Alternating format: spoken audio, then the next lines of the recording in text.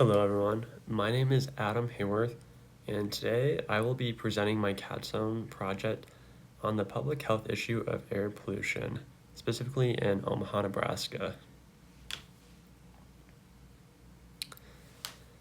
So to begin, air pollution is defined by the World Health Organization as the contamination of indoor or outdoor air by chemical, physical, or biological agents that alter the natural characteristics of the atmosphere. Air pollution is a significant public health concern because it affects the air we breathe every day. While many people associate air pollution with large cities or industrial countries, it is actually an issue that impacts communities of all sizes, including Omaha.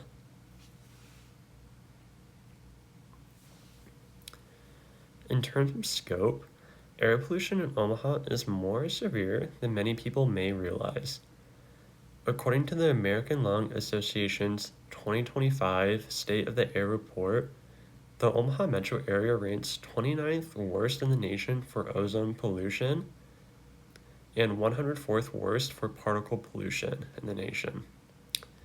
Now, these pollutants have serious health effects, including increased risk for asthma attacks, heart attacks, strokes, premature death, and even long-term cognitive impairment.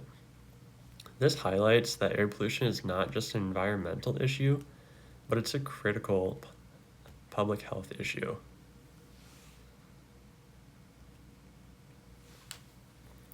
When looking at who is most affected, we see clear health disparities.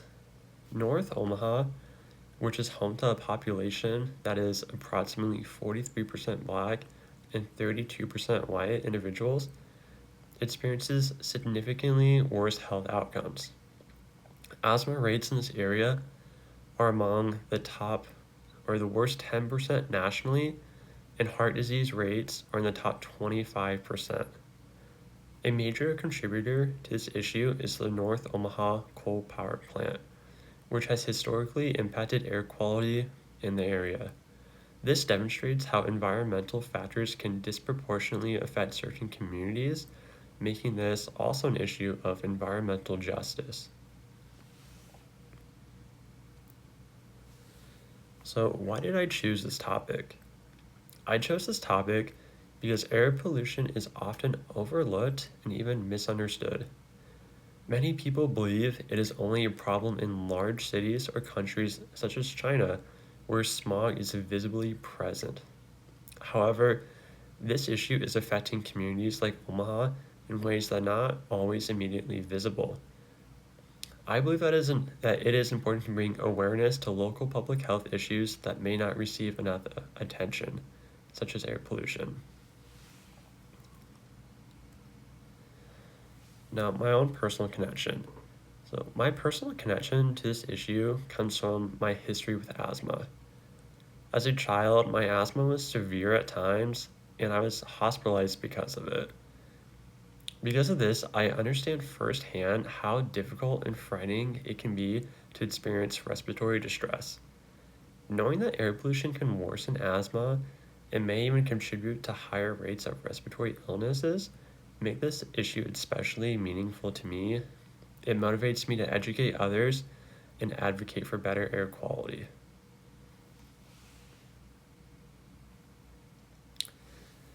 So the first proposal that I looked at are ultra-low emission zones, which were actually implemented in London.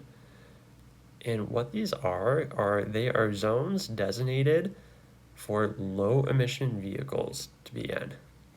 And if you drive a higher pollutant emitting vehicle, you can still drive in these zones, but you will be charged a daily fee for driving in these zones. And that fee is applied to you or the driver of the vehicle by cameras in the area that are able to scan license plate and associate with the vehicle and determine among their database if it's a low emitting vehicle or high emitting vehicle. And overall, the goal of this or these zones are to encourage cleaner modes of transportation.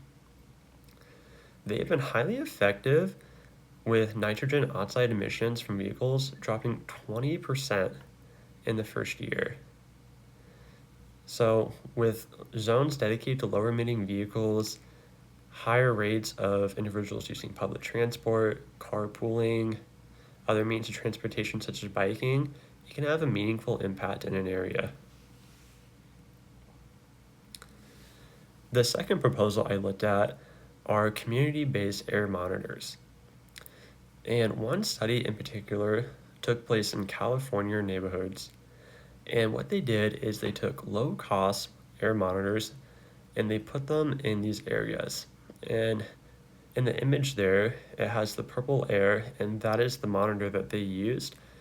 And that's an example of it looking at air quality. Now, what they were able to find is that with these monitors placed in specific areas around neighborhoods, is that they were able to detect fine particle matter in areas that exceeded national air quality standards. So they have essentially identified hotspots in these areas that weren't originally known about. And this highlights the importance of doing community-based monitoring instead of overall region monitoring, because you can identify hotspots such as the study did, and you can compare different areas of a region more accurately. So in Omaha, this could take place in North Omaha, South Omaha, West Omaha, and the downtown metro area, and you can compare air quality, and if there are interventions in place to improve air quality, you can more effectively monitor it, and you can also see what is contributing to poor air quality, such as power plants, traffic, are there fires taking place?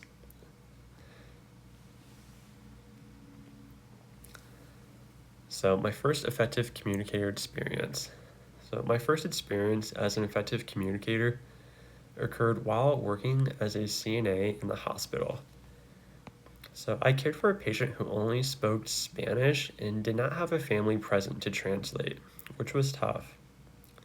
Although interpreter services were available, they were not always practical for quick interactions with the patient. And because of this, I relied on nonverbal communication, such as gestures and body language, along with basic Spanish words and translation tools to meet the patient's needs.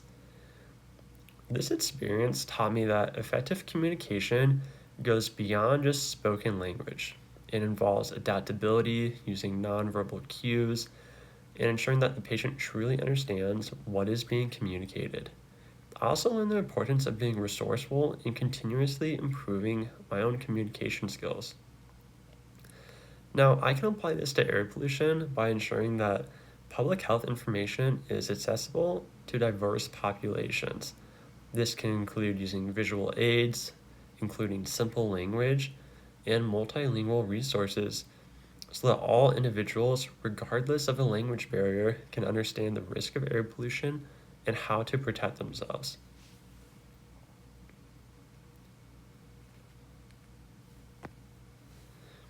In another experience, I cared for a Spanish-speaking patient who frequently appeared frustrated and would even yell at staff, especially during meal times.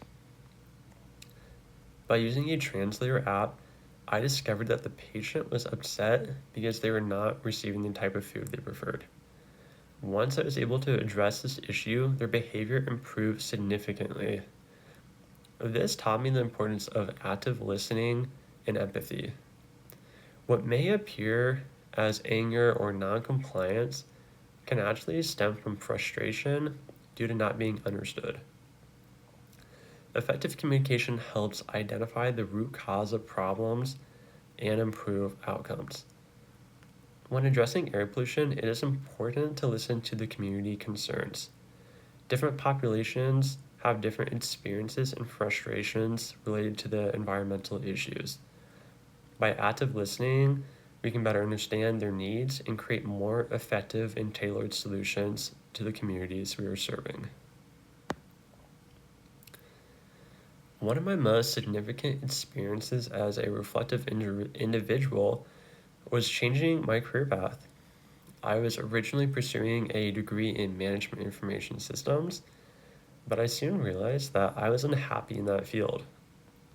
I had an internship at the time, and I made the decision to leave my internship and pursue nursing instead.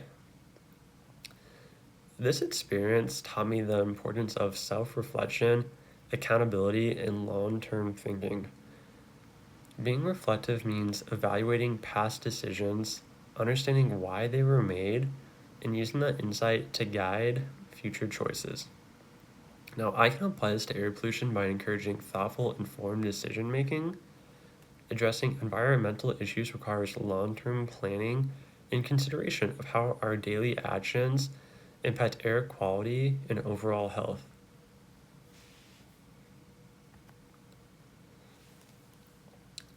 In another experience, I was able to care for an incarcerated patient.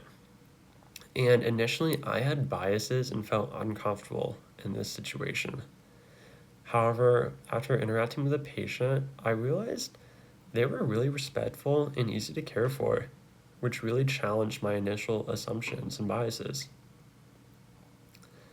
This experience taught me the importance of recognizing and challenging my own personal biases. And being reflective requires mindedness, and a willingness to change perspectives based on new experiences.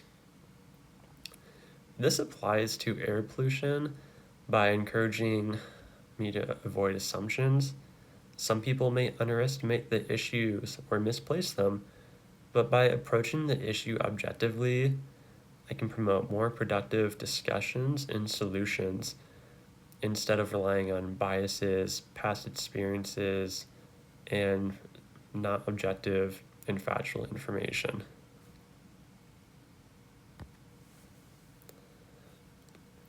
So my first change agent experience. My first experience as a change agent occurred during my internship for my first degree of MIS that I talked about with one of my other papers as well. And in my internship, a big struggle is that I faced a lack of structure and support, which made it really difficult to not only complete my task, but to fully understand what was expected of me and my overall role. So, after speaking with my manager, there were changes made to improve the situation. I was able to get things cleared up. I had someone to help guide me better. I felt more comfortable with what I was doing, and I felt that I had more structure and support in place. And this taught me that being a change agent requires speaking up and advocating for change. Even small actions like having a conversation can lead to meaningful improvements, as my experience showed. Now, I can apply this to air pollution by advocating for environmental policies and raising awareness. By speaking up, supporting initiatives, and educating others, I can contribute to reducing air pollution, and so can everyone else. So for my second change agent experience, this took place in a clinical rotation where I cared for a patient adjusting to a new colostomy. They were struggling emotionally initially, so I focused on providing support, education, and resources to help them adapt to this new change. This really taught me that change can occur on an individual level. By providing empathy, education, and support, we can improve patient outcomes and help people adjust to difficult situations. I can apply this to air pollution by educating and supporting communities, and this includes helping individuals understand health risk and providing strategies to reduce exposure. So, in conclusion, my exploration of air pollution in Omaha has shown that it is a significant public health issue that disproportionately affects vulnerable populations. Through this project, I have developed a deeper understanding of what it means to be an educated citizen. As an effective communicator, I have learned the importance of making informed, accessible, and understandable, or making information accessible and understandable. As a reflective individual, I have learned to think critically, evaluate my own beliefs, and make informed decisions. As a change agent, I have learned the importance of advocacy and taking action, even in small ways. Moving forward in my nursing career, I will carry these skills with me by educating patients, advocating for healthier environments, and promoting health equity. By combining communication, reflection, and action, I hope to contribute to meaningful change and help address the public health challenge of air pollution. Thank you.